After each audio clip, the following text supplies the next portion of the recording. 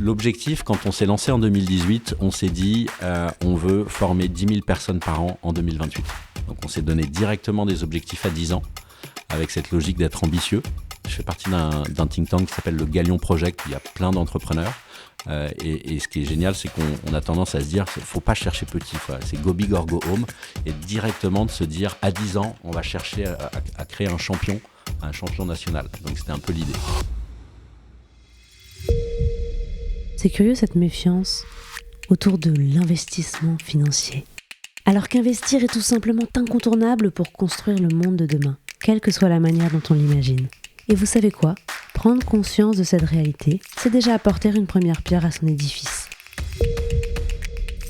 Bonjour, je suis Aurore Perrin et mon objectif avec Just Focus, c'est de mettre en lumière le pont entre des investisseurs qui ont des idées, des projets, des convictions et leurs investissements qui sont un moyen de créer un futur qui leur ressemble.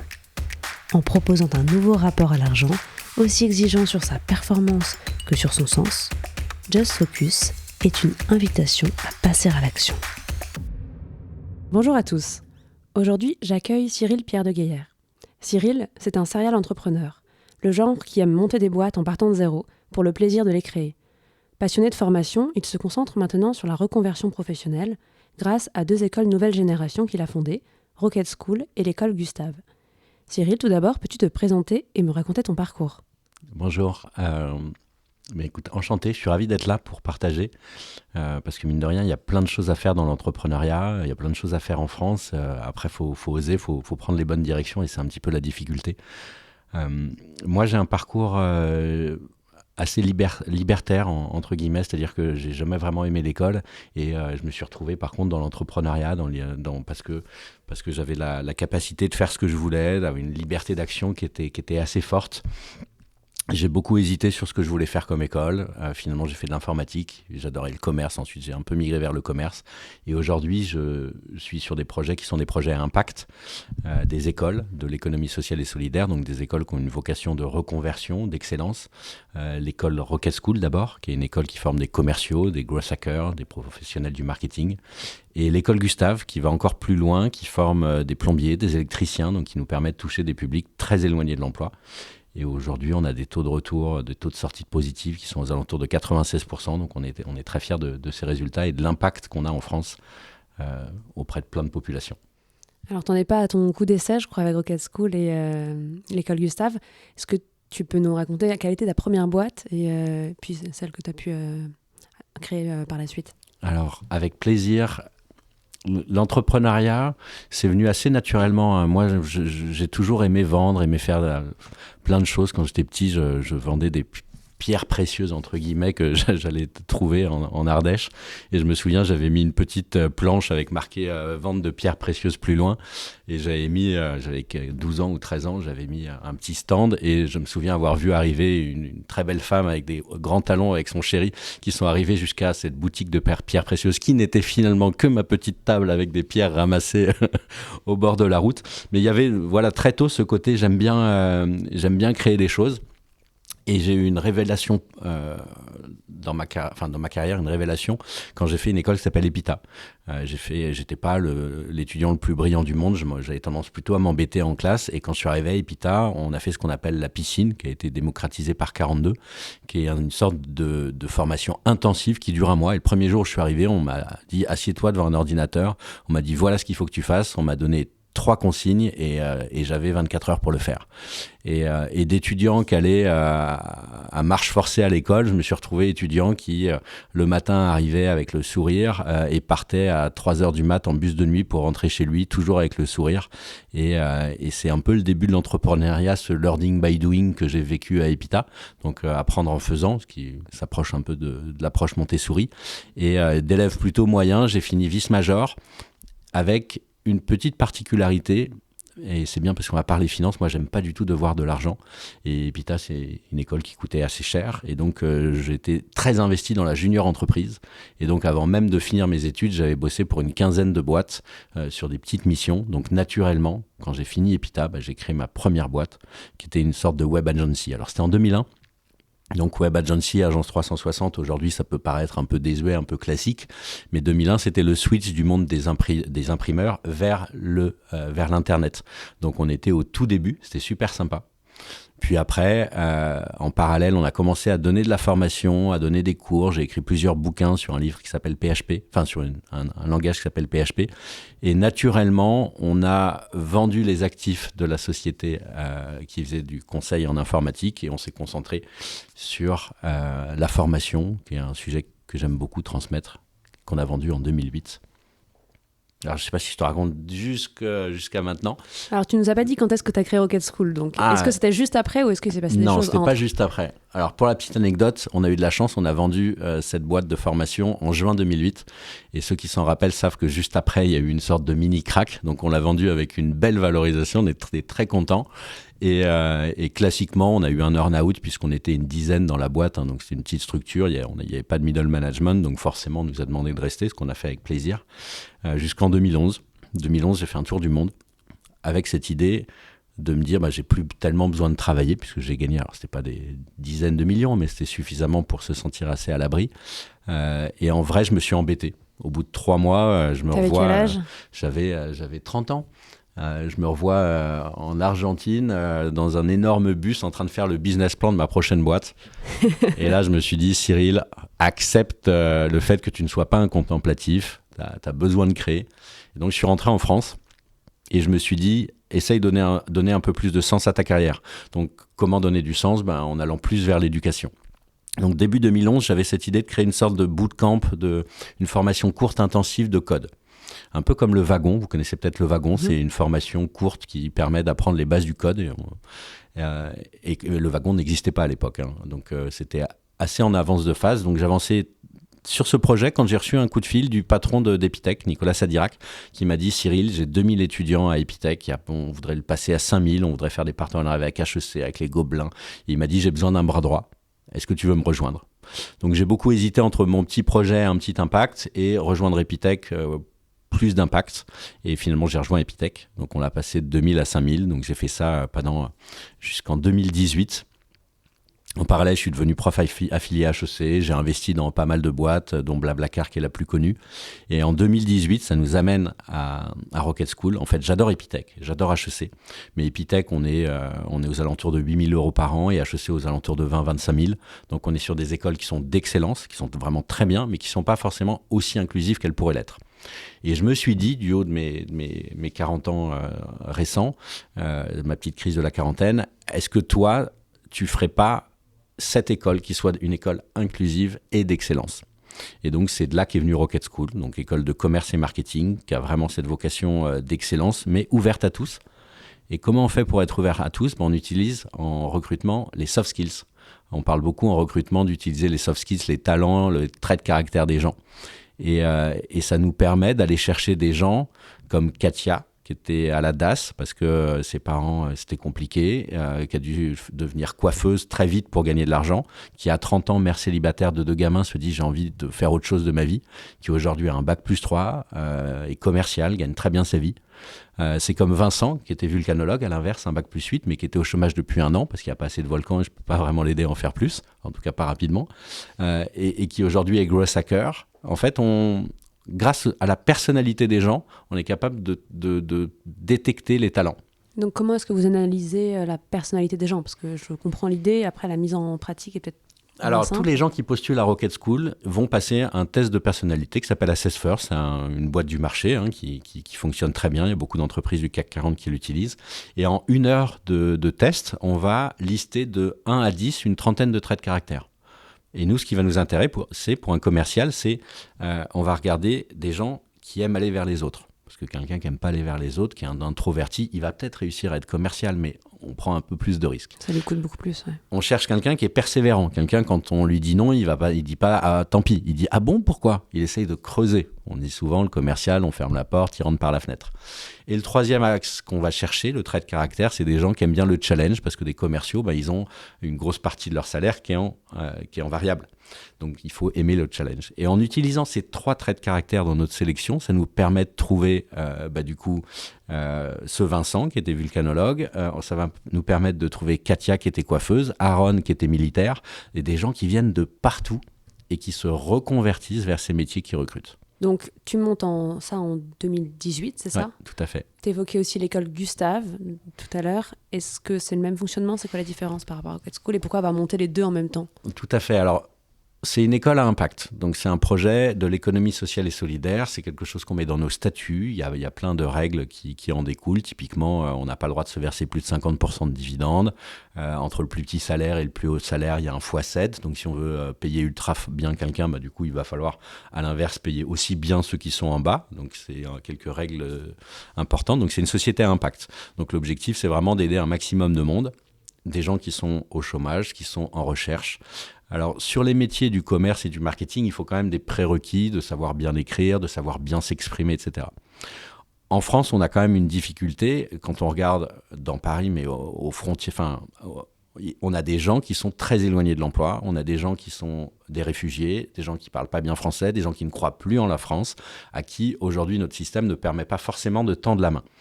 Et autant sur Rocket, on est ultra content de l'impact, autant on se dit, mais on ne peut pas aller les aider, ces gens-là. Comment on fait ? Donc, on a identifié d'autres métiers qui sont en tension. Les métiers du BTP, il y a 200 000 projets de recrutement là, qui sont notés sur Pôle emploi, sur leur étude besoin en main-d'œuvre.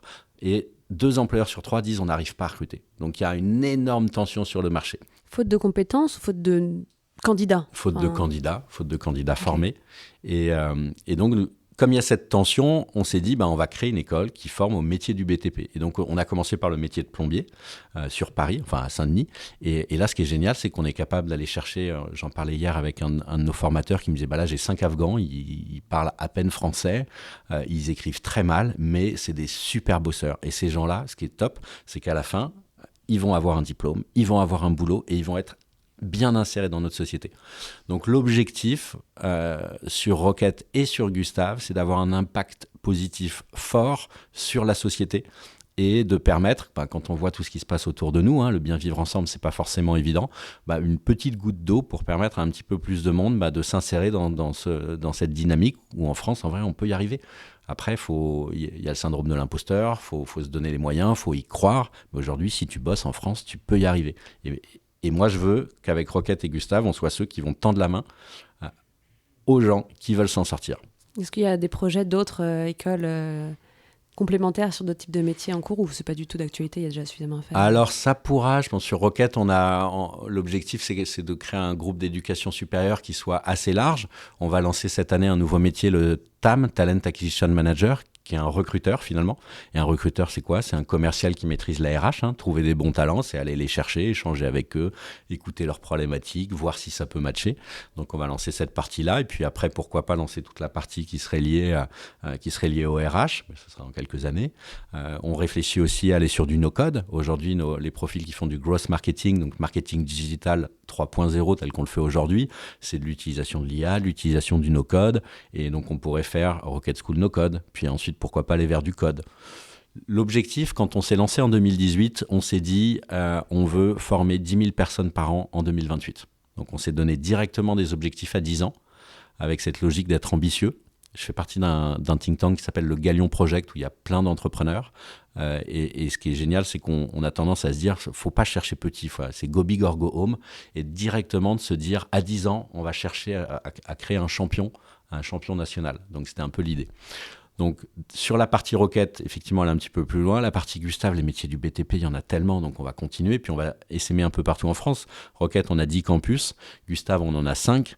Et on va continuer à se développer. Il y a déjà... Tu nous donnes le nom des villes, comme ça, s'il y a des gens qui nous écoutent et qui vont savoir si c'est à côté de chez eux. Si vous voulez recruter des commerciaux, dans le marketing, alors d'abord, ce sera Rocket. Donc, on est sur Paris, on est sur Lille, on est sur Le Havre, on est sur Nantes, on est sur Bordeaux, on est sur Lyon, on est sur Marseille, Toulouse, Nice, Montpellier. Je crois que j'ai fait les 10. J'ai pas compté. Je réécouterai.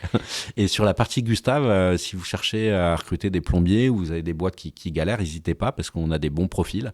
On est sur Paris pour l'instant, on a ouvert à Lyon, on a ouvert à Bordeaux et on est également à Lille. Et puis on va chercher à se développer sur d'autres campus. C'est des formations qui durent combien de temps à chaque fois ? On est sur un modèle qui est plébiscité par France Travail aujourd'hui, qui est un emploi plus une formation. C'est-à-dire que nous, on fait tout le travail d'identifier des talents, on les forme pendant 3 mois avec un mécanisme qui s'appelle le POE, qui est financé par France Travail, donc qui ne coûte rien à l'entreprise. Et pendant 3 mois, on a un objectif ultra opérationnel. C'est-à-dire que le commercial, il va apprendre à faire des listes de clients, à prendre son téléphone, à appeler, rappeler 50 fois, faire des emails, prendre un rendez-vous. Pas plus. En 3 mois, il sait faire ça. Et comme ça, ensuite, il arrive en entreprise, en alternance, du coup pendant 1 an, pour aller chercher un diplôme à la fin. Donc pour l'entreprise, ce qui est intéressant, c'est qu'avec ce modèle-là, elle n'a pas à financer la formation préalable. C'est France Travail qui le fait. Elle a un employé qui arrive, qui sait tout de suite faire quelque chose, donc on enlève les freins au recrutement, et qui est en alternance, donc du coup qui lui coûte un peu moins cher, mais avec cette contrepartie de se dire, c'est quelqu'un qui est en alternance, donc qui est aussi là pour apprendre. Donc c'est vraiment un deal gagnant-gagnant, je trouve, pour l'apprenant qui du coup va avoir 1 an pour monter en gamme, parce que quand on est commercial, payer 40 000 euros, charger, ça coûte 70 000 à l'entreprise, tu as intérêt à vite carburer, à générer du lead. Or, en 3 mois, on ne peut pas faire des tueurs. Alors qu'1 an après, on a des gens qui sont tout à fait opérationnels pour prendre le job. Oui, c'est ce qu'on verra avec Laura aussi tout à l'heure, d'ailleurs. Il me semble qu'elle était formée justement à Bonne École. Tout à fait. Il y a quelque chose qui m'interpelle. Tu disais en commençant que tu étais entrepreneur. Tu as commencé par monter une entreprise. Est-ce que monter une école, c'est comme monter une entreprise ? J'ai l'impression que tu as une approche quand même qui est très entrepreneuriale de l'école dans ton entreprise. Mais j'aimerais bien savoir si tu as identifié des différences, des choses qui varient entre ce projet d'école versus l'entreprise que tu avais montée pour commencer. Non, en fait, moi j'avais bossé dans la formation professionnelle, c'est plus facile. Monter des écoles, c'est compliqué parce qu'il y a plein de barrières à l'entrée. Il faut un diplôme, il faut montrer un blanc-seing, il faut générer du sourcing d'étudiants, être rassurant, donc c'est assez complexe. Mais en fait, je pense que c'est comme toute entreprise, tout type d'entreprise a des barrières à l'entrée. Ça peut être un brevet, ça peut être d'avoir des diplômes, etc. Donc au final, c'est assez similaire, mais c'est plus complexe qu'une école classique. Le plus simple, c'est de vendre ses propres services. Par exemple, quelqu'un qui est dans le marketing digital peut vendre ses services, de faire de la pub sur les réseaux sociaux pour une entreprise, et finalement, on se vend soi. Ça, c'est facile. Après, créer une entreprise qui est encore plus une école, il y a plein de... Il y a une complexité, il y a différents leviers qu'il faut maîtriser. Effectivement, je n'aurais pas pu la créer à 20 ans. Là, à 40 ans, c'était plus facile parce que je connaissais ces problématiques. Ouais, tu t'es appuyé sur un réseau que tu avais déjà ou des... Alors, les difficultés, ça a été quand on crée une école, on a besoin d'un diplôme. On a besoin de diplômer avec un titre et on ne peut pas avoir un titre comme ça en claquant des doigts. Donc la solution, c'était d'aller voir des écoles qui ont des titres et de leur dire, écoutez, voilà, j'ai vu votre titre, j'ai analysé la pédagogie, j'ai analysé le programme, j'aimerais l'utiliser et former mes propres étudiants dessus. Donc en fait, on va trouver un titre qui correspond et on va faire un deal avec l'école qui le tient. C'est compliqué de trouver ça parce que l'école, elle gagne quoi ? On paye l'école. Si, bien entendu. En général, tu payes entre 500 et 1000 euros par étudiant par an. Pour le diplôme. Pour le diplôme, c'est ça. Et après, il y a plein de contraintes, c'est-à-dire que tu dois faire leur programme, tu dois vérifier qu'ils ont bien les diplômes en entrée, etc. Donc, il y a pas mal de contraintes. Donc ça, c'est le premier gros sujet qui n'est pas évident. Et d'ailleurs, ce qui est intéressant, c'est qu'en ce moment, il y a un peu une tendance de créer des écoles. Je pense que le wagon qui a bien réussi, Rocket School aussi, on est assez visible, et donc il y a pas mal de monde qui veut créer des écoles. Et il y en a assez peu finalement qui arrivent de passer de l'organisme de formation, où on vend un bootcamp 3 mois, où c'est la personne qui paye, mais il n'y a pas de diplôme, à l'école, qui fait de l'alternance, qui a un diplôme, qui a des locaux.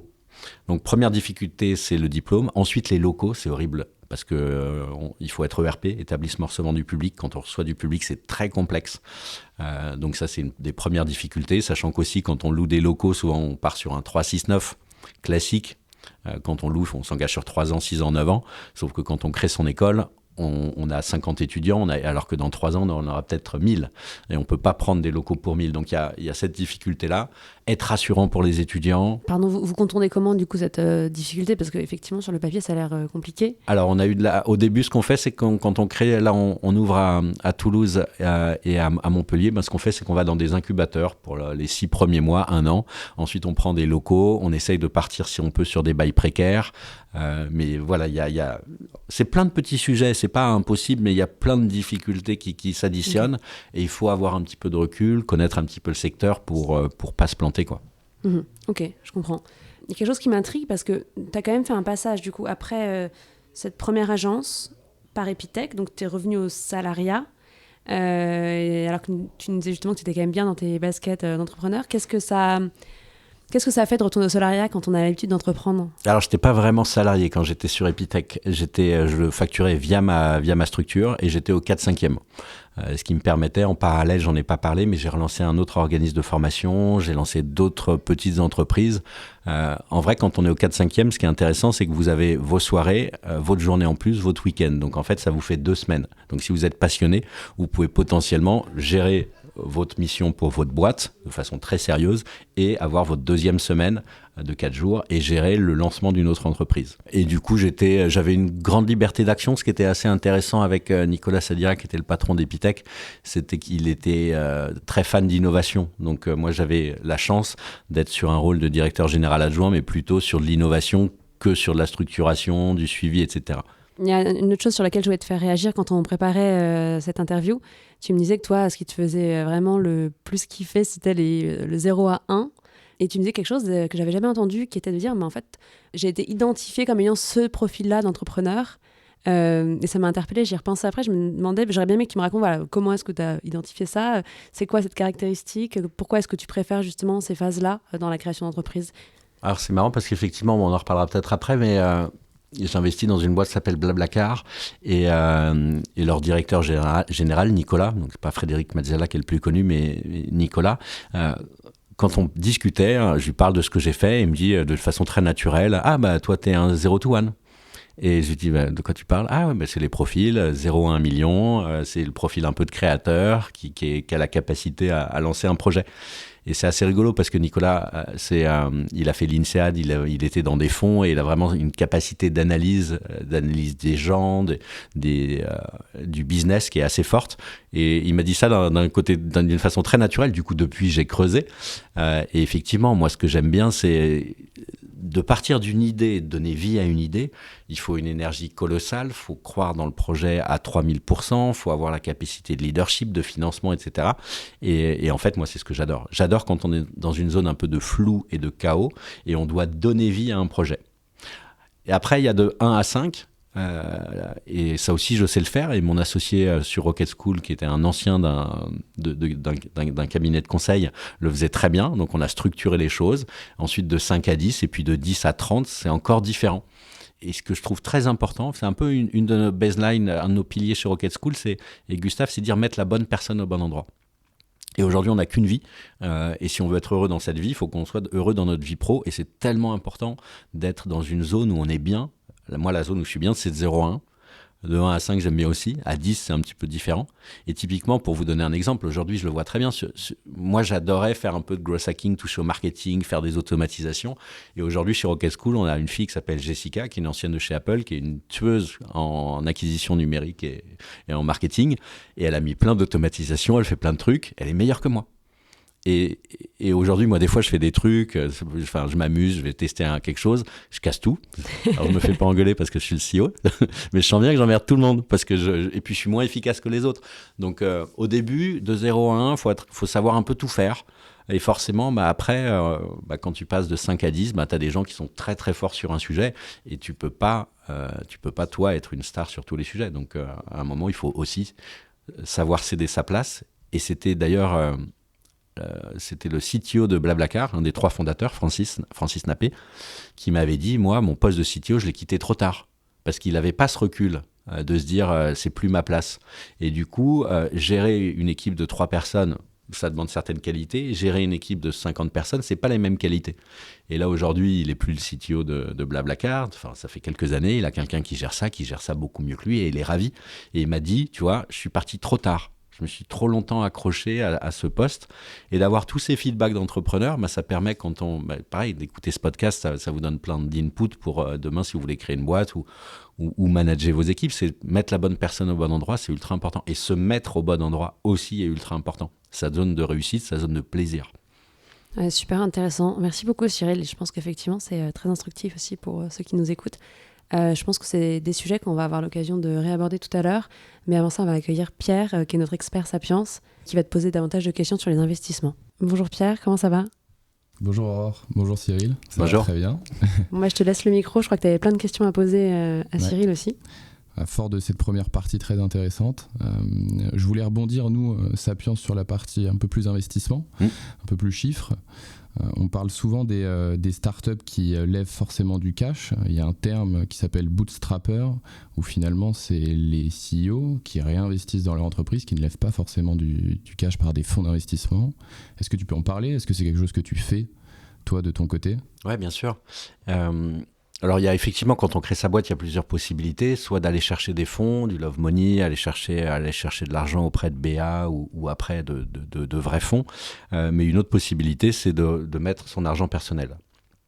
Alors moi, la chance que j'ai eue, c'est que je me suis d'abord vendu en tant que freelance. Et aujourd'hui, on peut se vendre en tant que service, du coup, générer un petit peu de cash et réinvestir ce cash dans sa boîte. Il y a beaucoup de profils aujourd'hui qui vont vers le freelancing. Et ce qui est ultra intéressant, c'est que du coup, on va gagner un petit peu plus potentiellement, si on travaille beaucoup. Et l'argent qu'on gagne en plus, on peut le réinvestir dans le développement d'un produit.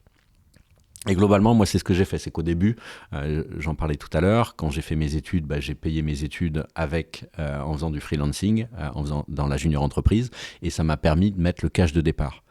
Et petit à petit, après qu'on ait vendu une première boîte, une seconde, là, quand j'ai créé Rocket School, au début, on a bootstrappé, j'ai mis à peu près 300 000 euros, qui correspondu aux besoins en fonds de roulement de Rocket School sur les premiers mois. Parce que quand on crée une boîte, qu'est-ce qui se passe ? Le temps d'avoir ses premiers clients, souvent, il y a entre 0 et 3 mois. Ensuite, le temps de faire la prestation, il y a 1 mois, voire 2. On arrive à 5 mois. Et quand on est payé par les pouvoirs publics ou par n'importe qui, souvent, il y a 1, 2, 3 mois. Donc, on a potentiellement un BFR de 6 à 7, voire 8 mois. Et la difficulté, c'est de trouver le financement pour payer ça.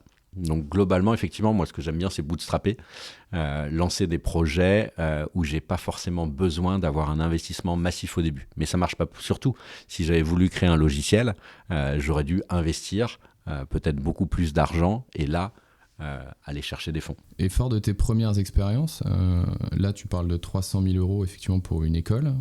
Est-ce que pour des auditeurs qui écoutent un peu plus jeunes, avec des idées un peu moins matures ou qui génèrent moins de BFR, est-ce qu'on peut commencer avec des niveaux beaucoup plus raisonnables d'argent et essayer de monter et d'être dans la tranche des 0 à 1 comme tu évoquais tout à l'heure ? Alors souvent, c'est ce que je dis à mes étudiants, que ce soit mes étudiants d'HEC ou de Rocket School, mon conseil, c'est de commencer en se vendant en freelance. Aujourd'hui, le modèle du salariat, il a beaucoup évolué, ça aura échappé à personne. Il y a de plus en plus de gens qui se mettent en freelance, avec des avantages et des inconvénients.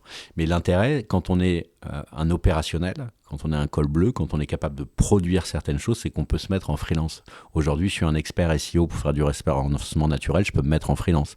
Je suis un développeur Python, je peux me mettre en freelance. Et même un commercial peut se mettre en freelance pour faire des appels à froid, appeler vos clients, pour faire de la prise de rendez-vous. Et ça, c'est le premier pas où du coup on vend ses propres services. Et quand on va les vendre, en général, on est sur des tarifs journaliers entre 400 et 800 euros. Et si vous vendez 20 jours dans le mois à 500 euros, ça vous fait 10 000 euros par mois.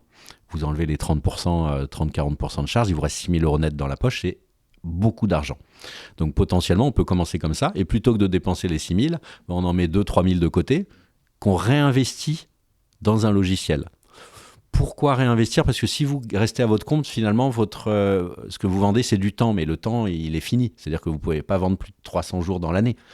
Et donc 300 jours fois 500, vous allez faire un certain chiffre d'affaires. Mais vous allez être capé. Donc si vous voulez aller plus loin, aller chercher le million, du coup, il va soit falloir créer une entreprise qui fait du service, donc recruter d'autres personnes, donc vous pouvez tout à fait recruter d'autres commerciaux sur des plateformes aussi, d'autres freelances qui vont bosser pour vous, voire les salariés derrière. Et là, vous créez une société de service. Mais le truc le plus intéressant, et potentiellement le plus bankable, c'est de créer un logiciel. De créer un logiciel, une fois que vous avez fait le développement logiciel, que vous ayez 1000 clients ou 10 000 clients, ça vous coûtera à peu près la même chose, c'est que de la marge entre les deux. Et ça, si vous voulez avoir cette logique de création de logiciel sans avoir besoin d'aller chercher du love money ou des fonds, des BA, etc., en tout cas pas au début, le POC, le proof of concept, les premières étapes, vous pouvez le financer vous-même en vendant vos services 3-4 jours par semaine. Et le reste du temps, du coup, vous faites appel à des développeurs, à des gens dans le marketing pour développer ce logiciel. Et ainsi, ça vous permet d'éviter la première phase où on se dilue fortement. Et puis, en général, quand c'est son argent, on a tendance à être plus frugal, à faire plus attention. Et vous allez créer un POC, un proof of concept, un logiciel qui fonctionne. Et là, vous pourrez potentiellement aller chercher de l'argent. Puis une fois que vous avez vos premiers clients, vous êtes beaucoup plus crédible pour aller voir un fonds ou aller voir des business angels pour leur dire voilà, j'ai quelque chose qui marche. Et l'autre truc qui est très sympa aujourd'hui, c'est qu'on a quand même deux disruptions majeures dans l'écosystème. La première, c'est le no-code. Et le no-code, c'est génial parce que vous n'êtes pas obligé de faire 5 ans à Epitech pour apprendre à créer un logiciel. Vous pouvez le faire en no-code avec des outils qui s'adressent à des non-informaticiens et qui vont être capables de créer. Vous voulez créer une application qui ressemble à un Tinder, par exemple, c'est très facile sur votre téléphone de créer une application comme ça. Et donc, on va être capable, nous, sans être informaticien, en ayant fait HEC, l'ESSEC ou Rocket, on va être capable de créer un logiciel, de créer les premières étapes d'un logiciel. Et une fois que ça marche, on est capable de dire, là maintenant, on va le faire les choses sérieusement, peut-être le mettre sur du vrai code, mais vous aurez eu cette capacité à le faire. Donc ça, c'est la première grosse nouveauté. Et la deuxième, qui n'aura échappé à personne, c'est l'IA. L'IA, et moi, quand je vois l'IA aujourd'hui, par rapport à... J'ai l'impression d'être comme quand je suis sorti d'Epita en 2001, avec l'arrivée d'Internet. Alors, bien sûr, il y a la courbe du hype, le fait que tout le monde a buzzé, ça a pris d'énormes phénomènes, mais ça va arriver, c'est une vague qui est en train de partir, et ce qui est génial, c'est qu'on peut aussi se positionner sur cette vague-là, parce qu'une vague qui est au début, et quand on se positionne au début, on peut facilement être parmi les meilleurs. Alors qu'aujourd'hui, se positionner sur du mobile, sur des technos qui sont là depuis 10-15 ans, il y a déjà des experts. Donc, du coup, je suis allé un petit peu plus loin que ta question. Mais voilà, mon conseil, si on veut se lancer au début, c'est se lancer, si on est un peu opérationnel, en mettant ses propres services, en vendant ses propres services. Donc là, on va gagner un petit peu d'argent et derrière, de réinvestir en partie cet argent dans la création d'un SaaS ou dans la création d'une marque, dans la création d'un centre de service. Ouais, c'est puissant ce que tu dis. Moi, je suis issu d'une école de management et en fait, on se retrouve beaucoup dans un réseau du coup de commerciaux. Et cette première partie que tu évoques sur la partie créer le logiciel, c'est pas une compétence que donnent ces écoles-là. Et donc, en fait, on se retrouve vite avec certainement des bonnes idées, mais qu'on ne sait pas mettre en œuvre. Et au final, ce que tu viens de dire, on a les outils maintenant à disposition pour, à minima, créer une architecture et puis poursuivre le business sans mettre trop d'argent ou passer par des intermédiaires. Et ça, c'était une grosse frustration de mes étudiants d'HEC parce que tu as plein d'idées, mais tu es incapable de le faire. Et donc, ils étaient obligés d'aller draguer des développeurs pour espérer que... Et puis, les mecs étaient dragués dans tous les sens. Du coup, c'était compliqué pour espérer essayer de donner vie à leur projet. Aujourd'hui, avec le no-code, tu peux.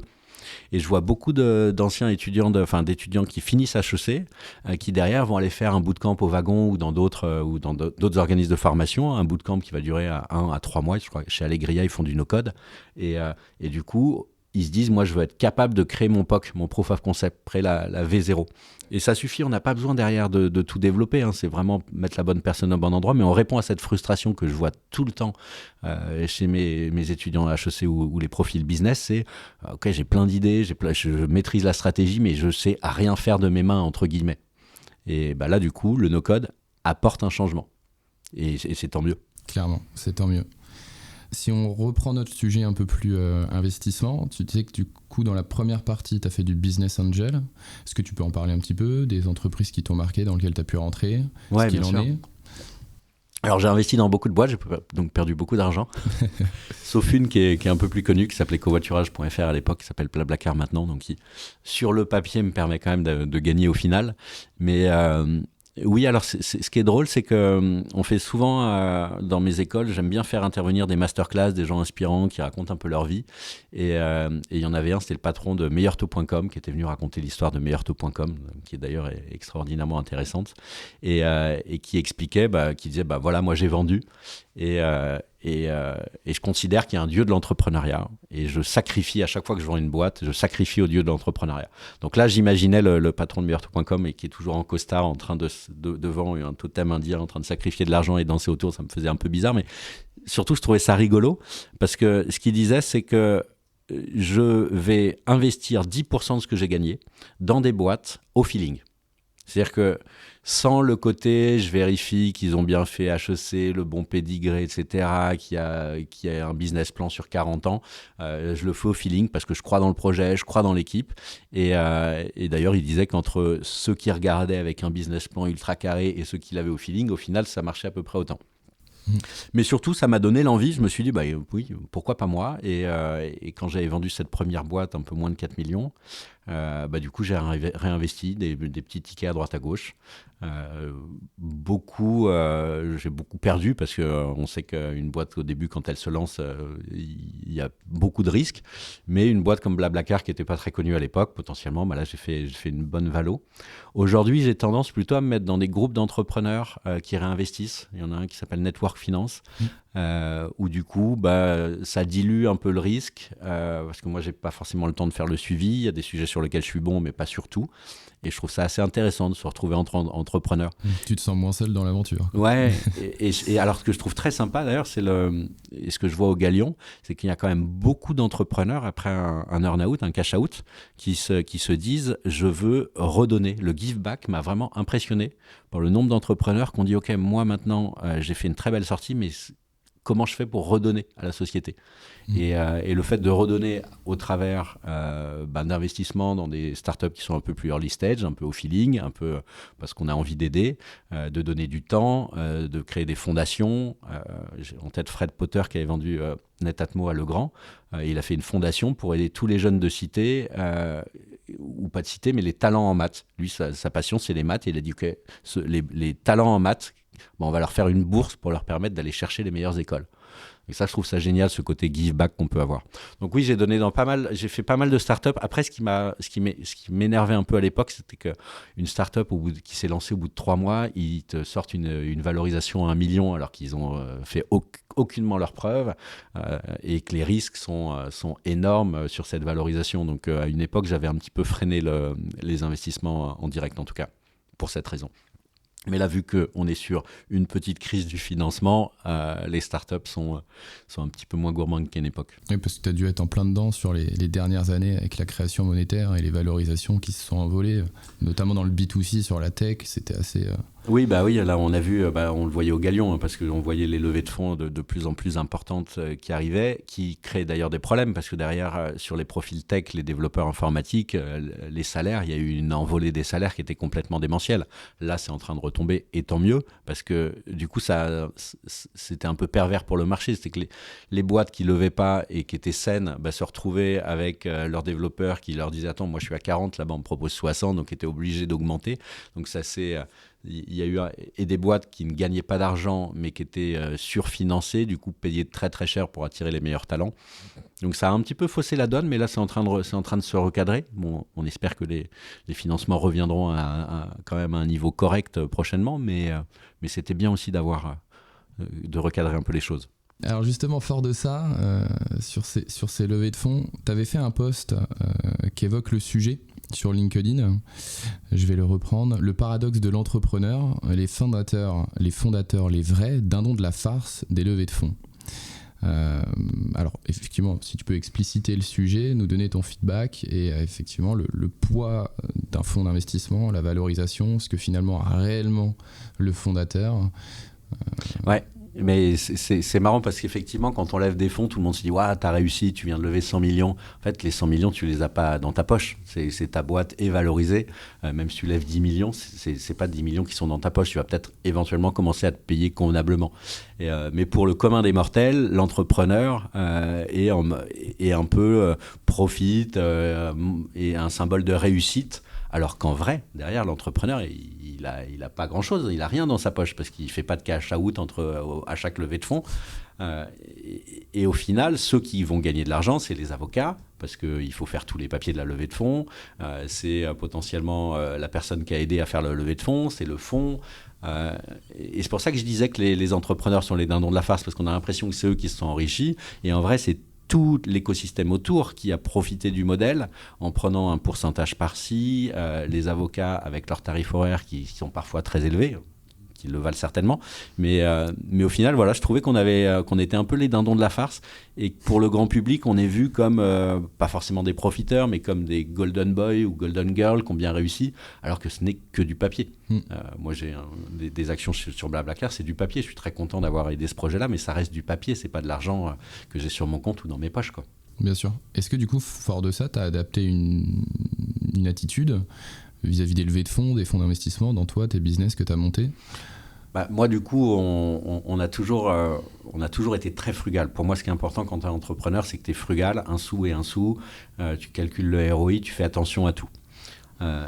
Et toutes mes premières boîtes, c'était ça. Et en même temps, c'était assez rigolo parce que j'échangeais beaucoup avec les fondateurs de Blablacar qui, eux, étaient dans l'hypercroissance. Donc, qui avaient de l'argent, qui finançaient et qui étaient un petit peu à l'inverse. Et je trouve qu'on s'apportait pas mal parce que moi, j'étais en mode grippe-sous, genre « Ah non, quoi 300 €, c'est complètement déconnant. Négocier à 250. » Et en face, qui me disait « Non, mais attends, là, si tu prends une star, tu vas la payer 1000 balles. Mais derrière, tu n'auras pas un x2, tu auras un x4. » Et donc, je trouve qu'il faut à la fois avoir une approche frugale, et aussi accepter de lâcher un petit peu.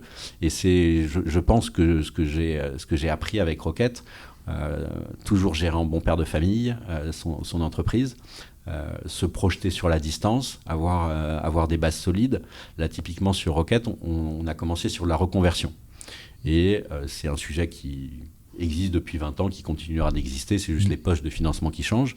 Mais j'ai toujours dit à mes étudiants d'HEC, même à mes étudiants de Rocket, quand vous créez un business, il ne faut pas dépendre à plus de 50% d'un client. Et là, je me disais, moi j'ai 80% qui sont en lien avec la reconversion. Donc on a lancé le parcours étudiant, le programme étudiant. Donc on a le R de Rocket School pour la reconversion et le S de School pour l'école classique. Donc on prend aujourd'hui des jeunes qui sortent de Parcoursup, qu'on identifie sur leur personnalité, qu'on aide à s'orienter et qu'on va amener vers ces métiers. Ce qui, à terme, en 2027-2028, nous permettra d'avoir un équilibre financier et d'avoir un géant qui repose sur 2 piliers. Et donc ça fait partie effectivement des sujets vraiment de frugalité, de gérer en bon père de famille. Et on ne cherche pas à créer un coût quand on crée sa boîte avec son argent. Avec des fonds, on peut. Il y a des stratégies. Mais quand on lève de l'argent, mais quand on crée sa boîte avec son argent, on crée un projet sur le long terme qu'on veut pérenne. Moi, je serais ravi que dans 10-15 ans, même si je ne suis plus forcément la tête de Rocket, qu'on dise c'est Cyril qui a créé Rocket et aujourd'hui, c'est une des références dans l'écosystème. J'ai un dernier sujet, tu l'as évoqué tout à l'heure, c'était assez intéressant sur la partie très quantitative pour segmenter les entrepreneurs, 0 à 1, 1 à 5, 5 à 10. Alors, j'ai évidemment beaucoup de questions sur le sujet. Si on synthétise, quelle est la vision très terrain finalement de cette partie qui se segmente? Par qui, au fur et à mesure, et avec qui tu as dû t'entourer pour continuer de grimper? Et puis toi, effectivement, délaisser des sujets qui te plaisaient moins. Et puis finalement, comment est-ce qu'on lâche les rênes de son bébé à des personnes où effectivement, certes, elles sont brillantes, mais c'est plus toi qui es maître de ton destin? Alors déjà, il y a un premier sujet qui est l'association. C'est-à-dire que quand on crée une entreprise, moi je trouve ça très important de s'associer et de trouver quelqu'un qui est complémentaire parce qu'on ne peut pas tout maîtriser. Et quand j'ai créé Rocket School, je me suis entouré je suis allé chercher un profil qui sortait d'un cabinet de conseil parce que quand on bosse dans un cabinet de conseil ou un fonds, on est capable de processer, de structurer. Donc on a une vision qui est ultra complémentaire d'un profil comme moi qui a la vision, qui a le marketing, la com et la capacité métier. Donc ça nous permet de faire, moi j'aurais fait 0 à 1 tout seul très bien, et avec mon associé on a été capable tous les deux de faire de 0 à 5. Lui il était très bon de 1 à 5. De 5 à 10, en fait de 5 à 8, on a poussé un peu, et à 8 on s'est aperçu qu'on n'en pouvait plus, qu'on était sous l'eau, on était peut-être trop dans le détail, et on s'est dit il nous faut un DG. Donc on a recruté un directeur général, donc David Bechtel, qui vient de l'éducation, qui a déjà fait des écoles, qui connaît très bien le sujet, donc qui aujourd'hui a 10 millions d'euros à peu près de chiffre d'affaires et le pilote du navire. Et ça c'est très bien parce que du coup ça nous a permis de prendre un petit peu de recul, parce que de 5 à 8, on était un peu en souffrance, mais clairement de 10 à 30, on ne sera plus du tout à notre place. Ouais. Et à un moment, il faut accepter de ne pas être à sa place. Il y a des gens qui peuvent évoluer, il y a des gens qui ne peuvent pas ou ne veulent pas. Et du coup, l'idée, c'est vraiment de mettre la bonne personne au bon endroit. Donc ça, c'est le premier point. Donc le DG qu'on a pris un peu sur le tard. On aurait dû penser à 5 millions, on l'a fait aux alentours de 8, mais bon, c'est pas très grave.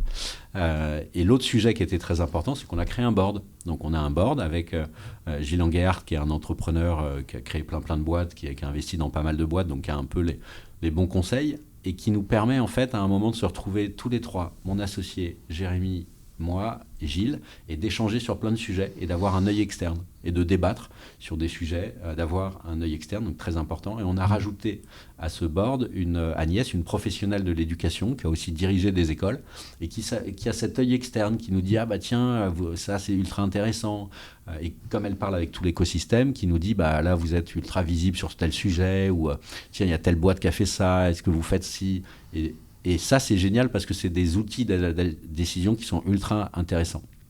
On avait même, à une époque, on avait demandé, mais il n'avait pas voulu, je ne le citerai pas, mais une personne qui bossait dans un fonds, on lui avait demandé de venir à notre board pour avoir justement cette vision un peu de structuration. Parce que des gens qui bossent dans des fonds, ce qui est ultra intéressant, c'est qu'ils ont vu passer plein de boîtes de 10 à 100 millions. Donc du coup, ils les connaissent, les trucs où il ne faut pas aller, les murs.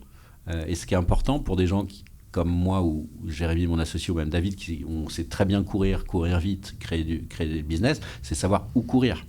Parce que si on ne nous dit pas, parfois tu vas courir, tu te prends un mur. Alors que si tu as des gens qui disent c'est là-bas qu'il faut courir, qui eux sauront peut-être pas courir, hein, c'est des entraîneurs, tu vas gagner un temps de dingue, parce que tu vas éviter de te prendre plein de murs. Donc là, pour moi, la clé de la réussite d'une boîte, c'est d'identifier les bons talents, et même les siens, et de mettre la bonne personne au bon endroit. Et c'est aussi, je pense, une clé de vie.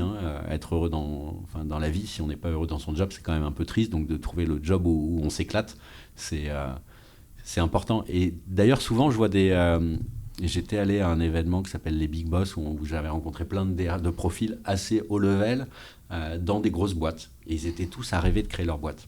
Et en vrai, c'est pas forcément idéal. Enfin, si on est très bon pour faire 10 à 30, on sera peut-être très très mauvais de faire 0 à 1. Et il faut pas forcément fantasmer l'idée, mais on peut créer différemment. On peut investir des petits tickets dans des boîtes où on trouve qu'il y a un intérêt. On peut, comme Jérémy, mon associé, qui n'aurait jamais pu faire le 0 à 1 parce qu'il n'avait pas d'idée, mais qui s'est dit moi je cherche quelqu'un qui est un porteur d'une idée, s'associer à un porteur d'une idée. Moi, sans Jérémy, on ne serait jamais allé aussi vite. Donc m'associer avec un profil type cabinet de conseil, c'était idéal. Donc voilà, il y a plein de façons, mais ce qui est important, c'est de trouver la place où on s'éclate, quoi. Génial.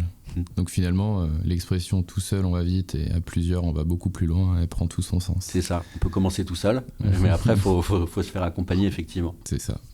Merci Cyril. Merci, avec grand plaisir. Merci beaucoup Cyril.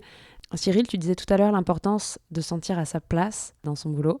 Et à quel point, toi, ça t'était utile d'avoir compris ça. Ça tombe bien parce que c'est aussi un peu ce que tu fais avec Rocket School, en permettant à des personnes de se reconvertir. C'est aussi leur permettre de me sentir mieux à leur place dans leur quotidien. Et donc, c'est pour ça que tu as souhaité inviter Laura, qui a justement été élève à la Rocket School, qui a pu être accompagnée par la Rocket School dans sa reconversion. Bonjour Laura. Bonjour Aurore, merci de m'avoir invitée et de me laisser la parole. C'est avec plaisir. Justement, alors, Cyril nous a beaucoup parlé de la Rocket School. Moi, j'avais aussi envie d'avoir un regard de l'intérieur. Qu'est-ce qui t'a amené dans ton parcours ? Déjà, qu'est-ce que tu as fait avant ? Puis, qu'est-ce qui t'a amené à croiser la route de Cyril et qu'est-ce que ça a changé dans ton quotidien ? Tout. Alors, qu'est-ce que je faisais avant la Rocket School ? Alors, moi, j'ai un parcours un peu atypique. Je suis une autodidacte, non plus, j'aimais pas trop l'école. Je m'épanouissais pas vraiment. Et puis, j'avais toujours su ce que je voulais faire. Je savais que je voulais être styliste modéliste, que je voulais monter à Paris. Donc, j'avais un peu ce goal-là. Et je voulais aussi beaucoup de liberté. Je voulais rentrer dans la vie active assez rapidement. Monter à Paris, tu venais du Sud. Je viens de Marseille, tout à fait, effectivement. Donc c'était un peu, monter à la capitale et voilà, donc travailler vraiment dans le milieu de la mode, c'est ce qui m'a toujours un peu animée. Et du coup, je m'intéressais pas trop aux études, ça me plaisait pas. Donc j'ai vite travaillé, fait des petits boulots de restauration dans la vente et puis je suis montée à Paris pour travailler en tant que vendeuse pour un créateur. Et dès l'entretien, j'ai vu qu'il y avait une place à jouer, ils étaient 2 et il s'avère que je suis restée 3 ans dans l'entreprise où j'étais assistante studio, je faisais pas mal j'étais assistante styliste et je travaillais en lien avec la directrice commerciale. Et je faisais pas mal d'événements, de vente presse. Et c'est vrai que c'est plutôt le DA qui m'a poussée sur la partie un peu commerciale. Donc moi, j'étais quand même déjà un peu dans le commerce. J'aimais beaucoup le relationnel, échanger avec les gens. J'aimais beaucoup le contact. Et étant assez carriériste, j'avais toujours en optique de monter ma marque. Et j'ai monté une boîte dans l'aéronautique, rien à voir avec mon cousin. Rien à voir. Non, j'ai mon cousin qui venait à pas mal d'événements, il voyait que j'avais la fibre, que j'avais le bon contact. Il m'a dit je connais ton projet, viens un an avec moi, on va monter une boîte très commerciale et puis après tu feras tes projets.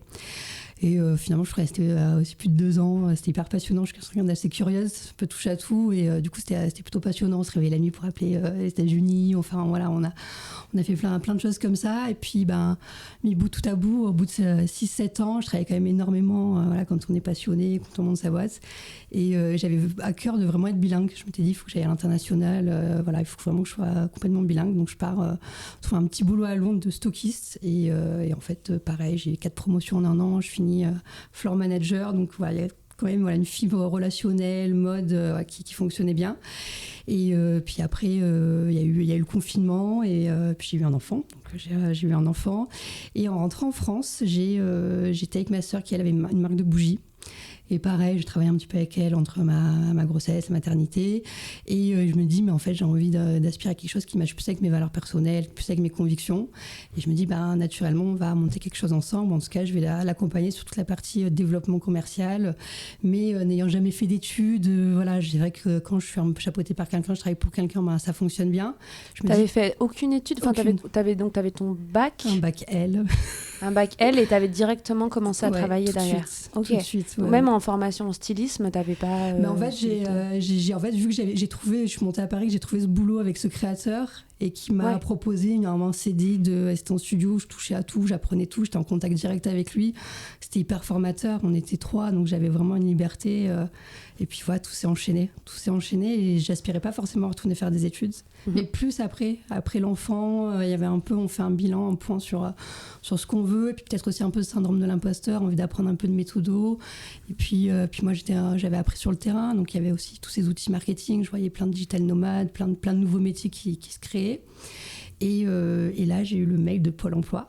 Et je me dis, waouh, trop bien. Formation business développeur. Au début, je me dis, qu'est-ce que c'est? Et c'est vraiment le commercial 3.0. Donc, toi, tu es inscrite à Pôle emploi parce que tu cherches un boulot. Tu te poses la question de te former. Et en fait, c'est Pôle emploi. Donc, j'imagine que tu as dû regarder des licences à la fac. Tout à fait. Et là, tu as ce mail-là qui tombe depuis Pôle emploi. Depuis Pôle emploi. Et je me dis, pourquoi pas. Et tout de suite, il y a un webinaire qui est proposé. Donc, qui présente la Rocket School avec toutes les typologies. Donc, il y a plusieurs sections. On a Growth Hacker, on a du Business Developer, on a du Customer Success Manager et Community Manager. Donc, dans l'idée, je me dis, je vais pouvoir me former vraiment en tant que commercial, business developer. Ça match avec ce que j'ai envie, à quoi j'aspire actuellement. Mais en étant quand même curieuse des autres programmes, donc le webinaire, finalement, je me dirige vers business developer quand même, en me disant, par rapport à les projets avec ma sœur ou ce que je faisais avant, je m'étais dit, je vais pouvoir enfin valider un diplôme, un bac+3, une licence, avoir quelque chose de... Donc ça, c'est ce que tu disais, Cyril, tout à l'heure, mais avec Rocket School, vous pouvez délivrer un bac+3 à vos étudiants après la formation et l'alternance. C'est bien ça? Oui, tout à fait. En 15 mois, grâce à de la VAE, validation des acquis et de l'expérience, on peut permettre à des gens qui ont déjà bossé en 15 mois d'aller chercher un bac+3, de monter à ce niveau de compétence. Et ce qui est assez intéressant dans ce que dit Laura, c'est que la fibre commerciale, c'est beaucoup basé sur les soft skills. Et donc, elle y arrivait. Mais elle a senti à un moment qu'il y avait un plafond de verre. C'est-à-dire que quand je suis piloté je vais faire les choses. C'est un peu ce qu'on disait tout à l'heure, hein. C'est d'avoir quelqu'un, un entraîneur qui te dit c'est par là-bas qu'il faut que tu ailles, et ce qui est bien. Mais à un moment, quand tu es allé par là-bas pendant plusieurs années et que tu dis j'aimerais bien moi-même me faire ma propre direction, c'est un peu le constat que s'est fait Laura, et de se dire ok, comment je fais pour passer à l'étage supérieur, quoi. C'est totalement ça, je suis complètement alignée avec ce que tu dis, ça a été vraiment mon ressenti, et c'est vraiment ce qui s'est fait avec la Rocket School. Ok, donc très concrètement, donc tu décides de t'inscrire. Je m'inscris. Comment ça se passe ? Il y a le webinaire, donc il y a une présentation de l'école. Ensuite, on fait un test de personnalité. T'étais à Paris, du coup, à l'école ? J'étais à Paris, oui, j'étais rentrée sur Paris déjà. Je fais un test de personnalité. Ensuite, on est mis en relation avec des matchmakers qui vous proposent des entreprises. Parce que l'idée, c'est que c'est 3 mois de bootcamp. Donc, on est dans les locaux où on a la formation intensive. Et ensuite, 12 mois en entreprise. Mais pour y accéder, il faut déjà avoir signé un contrat avec une entreprise. Donc, je rencontre différentes entreprises. Et je trouve une super entreprise dans laquelle je suis actuellement. Et j'attaque du coup le bootcamp. Le bootcamp qui est là, pareil, c'était vraiment la révélation, épanouissement total. On est une 20aine en classe, de tout horizon différent, d'âge différents, avec des passifs différents. Donc c'est hyper riche. C'est hyper riche. En plus, on travaille en groupe. Donc c'est sur 3 mois. On a 3 challenges pour chaque mois. Et moi, ce que j'ai adoré, c'est que c'était vraiment concret. C'était des vraies études de cas. On travaillait pour des vraies entreprises. Qui, si je peux me permettre, pour la petite parenthèse, toutes les entreprises avec lesquelles j'étais, que ce soit moi ou les autres classes, elles sont quand même sélectionnées avec certaines valeurs, avec Comme quoi, par exemple ? C'est des entreprises qui veulent un minimum d'impact sur la planète ou sur la société, qui sont dans l'inclusion, on a des entreprises telles que Humain qui font du recyclage non alimentaire. On a Topinamour qui travaille en direct avec des producteurs pour éviter le gaspillage alimentaire. Ça se passe comment, ton côté, Cyril, pour identifier les entreprises que vous utilisez en cas ? C'est des entreprises qui viennent vous voir, c'est vous qui les cherchez ? Oui, aujourd'hui, on a un petit peu de notoriété. Du coup, il y a des boîtes qui viennent parce qu'elles savent qu'elles vont avoir pendant 1 mois une 20aine ou une 30aine d'étudiants qui vont bosser pour leur prendre des rendez-vous, leur trouver des clients, leur créer des listes de cibles. Et derrière, nous, ce qu'on fait, c'est que, alors autant que faire se peut, parce que parfois on n'a pas le choix, mais quand on peut, on privilégie des boîtes qui sont comme nous, qui cherchent à avoir de l'impact. D'accord. Et si on veut devenir du coup une de ces boîtes-là, il faut vous contacter, il faut payer aussi ? Non, c'est gratuit. En vrai, c'est intéressant pour les boîtes. Il n'y a pas forcément énormément de clients. On va voir, ça va prendre quelques rendez-vous vraiment utiles pour les entreprises. Mais ça demande un investissement de la part de la boîte. C'est-à-dire qu'il va falloir, mais à la limite, c'est bien pour elles parce que ça les force à se structurer. Il va falloir qu'elles bossent sur leur ICP, leur cible idéal customer profile, donc la cible idéale qu'elles ont. Il va falloir qu'elles bossent sur des séquences d'email type. Il va falloir qu'elles bossent sur un message commercial. Parce que souvent, elles font un peu au feeling. Donc, il y a un temps de préparation qui est nécessaire. Et derrière, effectivement, pendant 1 mois, on a des étudiants qui vont bosser sur le cas. Donc, c'est assez sympa. Et ça ramène un petit peu de lead. Et pour ça, pour postuler, il suffit de nous envoyer un mail sur contact@Rocket School en disant voilà, je souhaiterais faire un challenge. Et nous, on regarde derrière, on contacte les boîtes. .com ou .fr ? .com. Top. Donc, tu fais tes 3 mois de bootcamp. Ouais, tu savais déjà que tu allais travailler après. Je ne sais pas s'il donne le nom de l'entreprise. Ah oui, avec plaisir. Oui, je travaille pour un cabinet de conseil qui s'appelle B Conseil. On aide justement start-up, PME à l'obtention de financement public et privé, comme crédit d'impôt recherche, crédit d'impôt innovation, JEI, des dispositifs avec la BPI, subventions en France comme à l'international. Donc c'était top. C'est top parce que du coup, je signe avec eux en mai. Et je pars sur 3 mois de bootcamp, donc ça me permet aussi de réfléchir à tout ce que je vais apprendre, comment je vais pouvoir le mettre en pratique sur l'entreprise avec qui je vais être en alternance pendant 1 an. Et comme disait Cyril, on a une définition de la cible, une vision du commercial, on apprend tous les outils numériques pour faire de la prospection via mail, LinkedIn, évidemment du cold call, en tant que commercial on est obligé de passer par là. Mais ce qui est génial, c'est qu'on est chapeauté par quand même des intervenants de qualité qui sont déjà dans le milieu, que ce soit de la start-up, commercial, formation. On a des comédiens, on a des formateurs, c'est pour en citer quelques-uns, on a Pierre Grenier-Lounière qui nous a accompagnés sur des challenges, qui lui travaille pareil pour un grand groupe, Vegan Partners par exemple, mais voilà, il est vraiment sur la formation. Il y a même y a même un peu une dimension un peu humaine et sociale, parce qu'on apprend aussi à découvrir, selon la personne qu'on a en face, comment adapter son discours, comment établir des scripts, comment être punchy, percutant, et créer du lien, parce qu'il y a toujours quand même ce truc où on a une vision parfois des commerciaux ou quand on est dans l'entrepreneuriat, de vouloir toujours du profit, mais il y a aussi créer du lien, comment collaborer ensemble, comment trouver des synergies. Et ça, c'était hyper important à La Roquette. Et aussi, des très bons intervenants qui nous challengent tout le temps, à chaque fin de bootcamp, à chaque fin de challenge, pardon. On a des team building, on a des présentations à l'oral, donc on apprend aussi à pitcher, à être bien devant un public. Donc on apprend vraiment sur toutes les phases, sur les soft skills, sur les compétences, les outils. C'est vraiment une formation globale. Et le plus aussi que j'ai trouvé, et qui était d'autant plus riche et épanouissant, c'est qu'il y a un pôle pédago qui fait vraiment le lien entre les intervenants, l'administration et les élèves, et qui nous permet d'organiser des événements, d'avoir aussi nos feedbacks de comment. Donc ils sont perpétuels, je pense, réflexion aussi sur les méthodes, sur l'apprentissage. Et c'était vraiment assez épanouissant, assez riche. C'est parfait parce que tu fais exactement le lien avec ma question sur les apprentissages et sur la méthode. Je vois que c'est très un peu test and learn et ça vous apprend vachement, c'est hyper terrain. Vous, c'est une méthode que vous avez établie à froid. Un jour, vous êtes mis sur votre ordi, vous avez sorti le truc. Ou comment est-ce que ça s'est construit, cette méthode ? Non, dès le début, en fait, il y a différentes façons d'apprendre. Hein. Il y a des gens qui apprennent en écoutant, des gens qui apprennent en faisant. Et ce qu'on a voulu faire chez Rocket, c'est tout ce qui est learning by doing, hein, c'est apprendre en faisant. Ce qu'on appelle aussi, ce qu'on voit sur la partie Montessori pour les enfants un petit peu plus jeunes. Et pour des gens qui sont en reconversion, on n'imaginait pas de les mettre dans une salle pendant toute la journée, écouter un prof qui ne fait que parler. Chez Rocket, le premier jour, l'après-midi, quand tu arrives, tu pars sur le terrain, c'est-à-dire que tu sois en Zoom, soit physiquement, tu vas chez des entreprises qui pourraient être des partenaires. Donc on est vraiment sur cette idée d'un apprentissage qui soit efficace et qui soit adapté à notre cible. Et en plus, il y a vraiment une évolution sur le bootcamp, c'est que effectivement, on est tout de suite dans du concret, en lien avec une entreprise, à vouloir trouver une cible, relever une problématique, avoir aussi des bilans, des recommandations. Donc il y a vraiment un intérêt aussi pour l'apprenant et pour l'entreprise, c'est que même l'entreprise, elle peut avoir des recommandations et des bilans et des choses sur lesquelles elle n'était pas forcément au fait. Parce qu'elle est un peu jeune ou c'est une nouvelle cible. Et grâce aussi aux apprenants, on peut aider les entreprises, et notamment lors d'un challenge. On avait travaillé, donc le dernier challenge, ce qui est génial, c'est qu'on a fait les 2 mois en école. Là, on part en entreprise. Et moi, pour le coup, j'étais à Station F, dans l'incubateur d'HEC.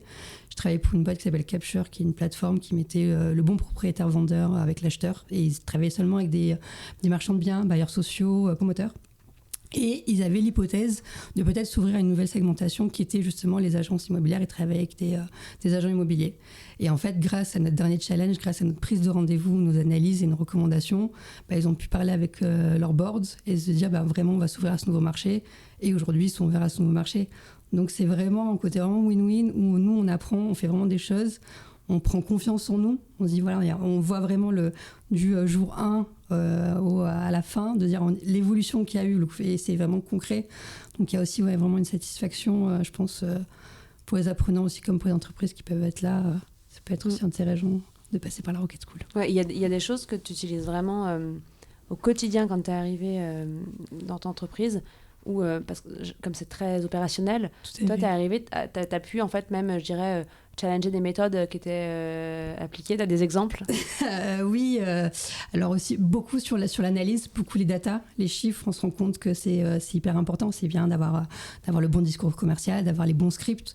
On a des techniques de quand tu vas démarcher ou prospecter sur LinkedIn, c'est pas la même façon quand tu vas au téléphone. Donc vraiment d'adapter son discours selon aussi l'interlocuteur. Donc ça, c'est des choses que je mets en place clairement au quotidien.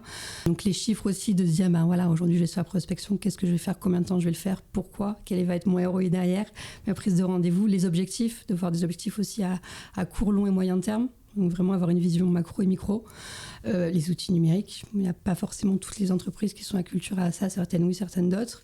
Donc ça peut être aussi pas mal de faire de la prospection via LinkedIn. Et le réseau. Il y a aussi le réseau qui, bon, je ne sais pas si ça répond vraiment à la question, mais en tout cas, la Rocket School, c'est vraiment un vivier, que ce soit entre les entreprises challenge, les partenaires, les intervenants. Ça permet vraiment de créer un énorme réseau et ça aide beaucoup aussi une fois qu'on est dans l'entrepreneuriat ou en alternance. Question peut-être plutôt pour Cyril, parce que tu disais que tu avais 4 programmes, Rocket School plus l'école Gustave.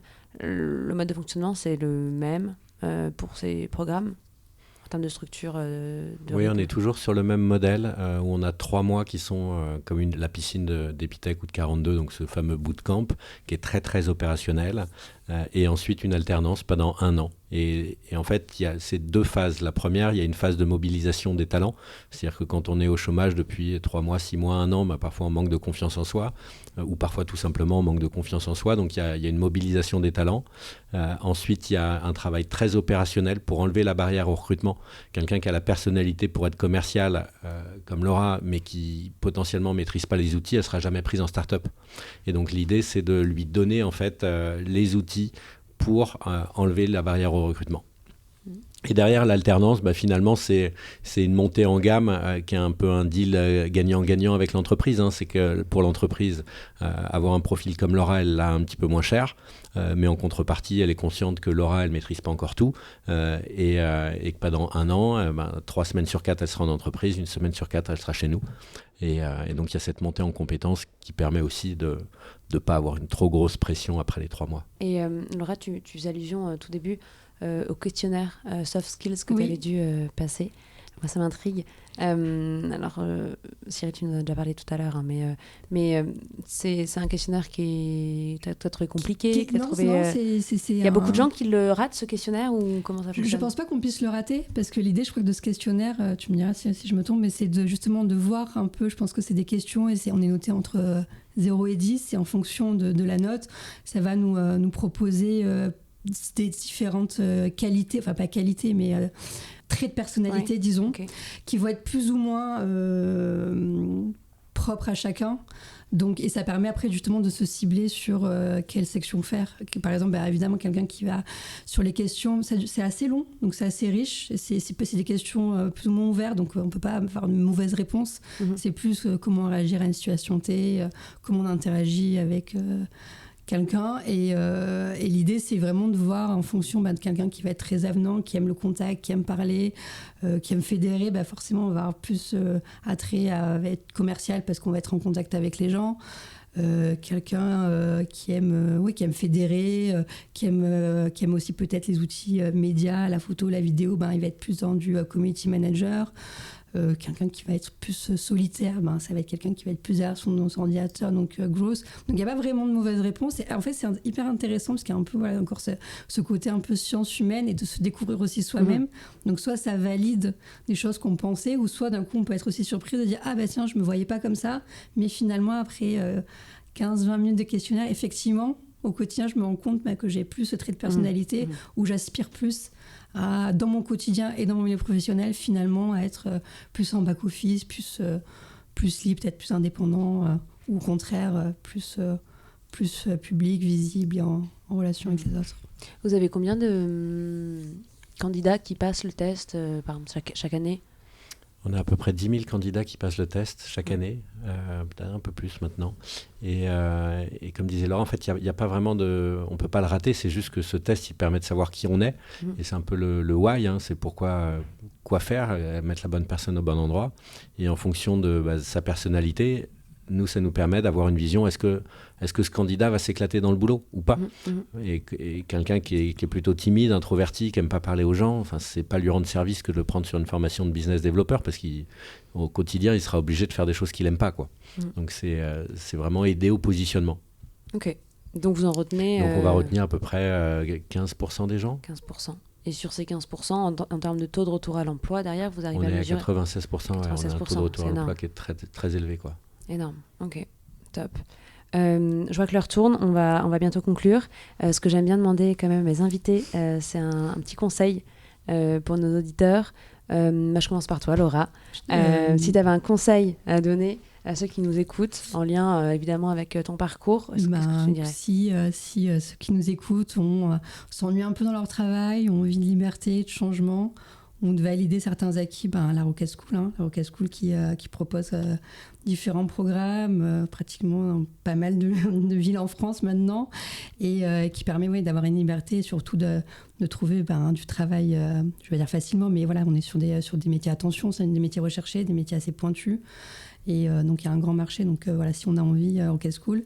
Et pour ceux qui sont déjà en entreprise ou primo-entrepreneurs et qui ont besoin d'aide et de subventions, de me contacter, et grâce au cabinet des conseils, je serai ravie les bons conseils. Alors, elle est commissionnée sur ses conseils. Parfait, elle a bien appris son métier. Mais d'ailleurs, avant de donner un conseil, juste un truc dont on parlait tout à l'heure, tu as des objectifs commerciaux et tu nous disais que là, ça fait combien de temps que tu es dans ta boîte ? Je suis rentrée le 11 octobre. Je suis rentrée le 11 octobre. Tu étais rentrée le 11 octobre et là, du coup, ça fait...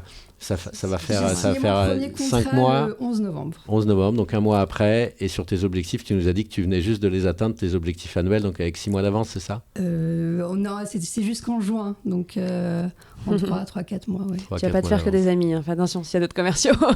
Il reste à peu près 6 mois. Mais d'ailleurs, je tiens à dire que mes premiers clients, c'est via la Rocket School. Ah oui, énorme. C'est via la Rocket School, j'ai réussi, nous, on aide des entreprises qui sont dans la tech ou dans l'innovation. Donc, typiquement, les gens qui sont en alternance, on est dans le métier du numérique, de la tech, c'était des clients potentiels pour mes conseils. Et moi, étant donné que je savais que j'allais travailler avec eux depuis mai, dès que j'ai fait le bootcamp, dès que j'étais en relation, j'avais en tête. Et puis, grâce aussi à tout ce que j'ai appris pendant ce bootcamp, voilà, j'ai mis un peu en application. Et puis, encore une fois, moi, ce que j'aime, c'est le côté humain, le lien, et autant aller travailler avec des gens que je connais, échanger et qu'on puisse tous s'aider, se tirer vers le haut. Parce que voilà, c'est un tout de gagnant-gagnant. Moi, chez B-Conseil, on prend un produit, on aide à des projets et à se développer des financements, grâce à des financements. Ouais, c'est super important ce que tu dis, parce qu'effectivement, en fait, le réseau, c'est ultra puissant. C'est génial d'avoir aussi ça dans le package, quoi. C'est ça, aller voir tous ces petits camarades qui étaient dans des startups. Mais c'est un bon moyen. Ton premier, d'ailleurs. Ouais, voilà, moi aussi. Donc, Cyril, ton conseil ? En conseil... Écoute, je pense qu'on n'a qu'une vie, donc c'est quand même important d'être bien dans son boulot. Et peut-être à un moment, si on n'est pas bien, il faut qu'on se pose la question et il faut qu'on accepte potentiellement de sortir de cette cage dorée dont on a un petit peu parlé, qu'on accepte peut-être de faire un step back, de reculer pour mieux sauter. Et pour ça, il y a des bilans de compétences, il y a des gens à qui on peut en parler, il y a des tests de personnalité comme le test Assess First qu'on utilise qui permet de voir est-ce qu'on est au bon endroit. Et s'il y a des gens qui veulent avoir accès à ce test-là, ils peuvent s'inscrire sur Rocket. Ils ne sont pas obligés d'aller plus loin, il y a juste qu'ils candidatent, ils vont recevoir un mail, ils pourront passer le test. Et derrière, ils le passent, ils auront plein d'informations. Après, nous, forcément, si c'est des bons potentiels commerciaux, on va les appeler, ils pourront dire, écoutez, j'ai écouté Cyril sur Sapiens, et il m'a dit de le faire, et ils n'iront pas plus loin dans le process. Mais s'ils veulent passer ce test gratuitement, ils peuvent le faire juste en candidatant sur le site de Rocket School, et ils reçoivent un mail avec ce test-là. Et vraiment, ce conseil, c'est surtout si on n'est pas bien dans son boulot, faut pas attendre la retraite, de se regarder en arrière, de se dire putain, ma vie n'était pas du tout ce que je voulais faire, quoi. Très juste, très sage. Merci Cyril. Avec Merci plaisir. Laura. Merci, et puis à très vite. Merci Pierre aussi. Merci. Voilà, Just Focus est terminé pour aujourd'hui. Un grand merci à Sapiens, premier family office digital qui a rendu possible sa réalisation. Si cet épisode vous a plu et que vous souhaitez le soutenir, il existe plusieurs manières de le faire. Parlez-en autour de vous et partagez-le largement sur les réseaux sociaux. Pensez à mettre un commentaire 5 étoiles sur Apple Podcast et bien sûr, abonnez-vous pour ne pas manquer les prochains épisodes. Dans le prochain épisode, nous accueillerons Céline Lazorte, cofondatrice de Litchi et plus récemment de Résilience, un outil d'aide à la décision et de suivi des patients pour les oncologues. À très vite.